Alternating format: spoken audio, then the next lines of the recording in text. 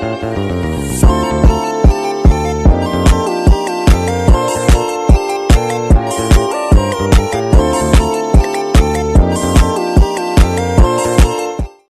Gibran dan teman-temannya membeli balok berwarna tertentu, mengangkatnya, dan meletakkannya di atas balok lain. Berbagai bagian otaknya terlibat secara bersamaan. Area motorik halus di korteks, motorik dan cerebellum bekerja untuk mengontrol gerakan tangan dan jari-jari kecilnya.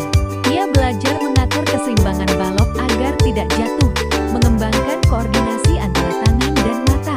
Setiap gerakan kecil yang dia lakukan melatih jaringan saraf otaknya untuk saling terhubung dan berkomunikasi lebih baik.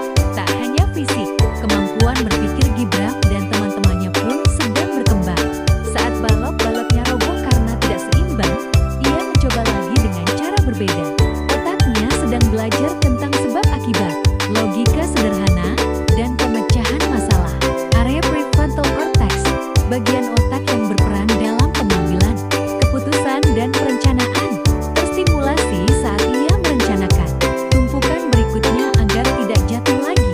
Ia mulai memahami bahwa menyusun balok dari yang besar ke yang kecil akan membuat bangunannya lebih stabil.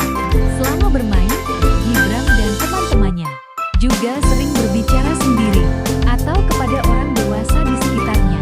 Ia mengatakan warna balok, menghitung jumlahnya, atau bahkan berseru, "Wah, tinggi sekali." Aktivitas ini membantu mengembangkan area bahasa di otaknya, seperti area Broca dan Monet, yang penting dalam pemahaman dan produksi bahasa. Meskipun tampak bermain, sebenarnya ia sedang membangun fondasi bahasa dan komunikasi yang akan berguna sepanjang hidupnya. Aspek emosional Gibran dan teman-temannya juga berkembang.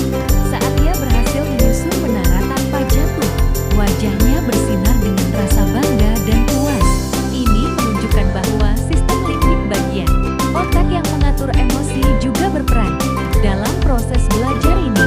Ia belajar mengenali perasaan senang saat berhasil atau kecewa saat menara runtuh, dan belajar bagaimana mengelola emosi tersebut melalui permainan sederhana menyusun balok. Gibran dan teman-temannya tidak hanya bersenang-senang, ia sedang mengalami proses pembelajaran yang kaya dan mendalam. Otaknya yang masih berkembang sangat responsif terhadap rangsangan dari permainan ini. Neuron-neuron baru terbentuk, jalur koneksi antar bagian otak diperkuat, dan kemampuan kognitif, motorik, sosial, serta emosionalnya terus berkembang. Aktivitas seperti ini adalah contoh nyata bagaimana belajar dan bermain bisa menyatu, membentuk dasar yang kuat bagi perkembangan otak anak di masa tumbuh kembangnya.